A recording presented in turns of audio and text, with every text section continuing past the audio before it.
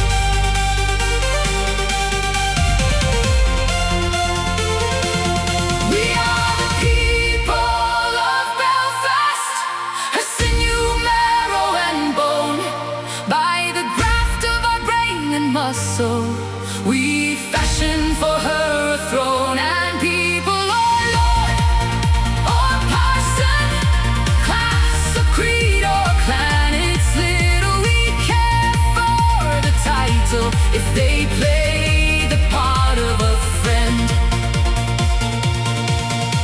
With jealousy, cant and rancor, they would crush her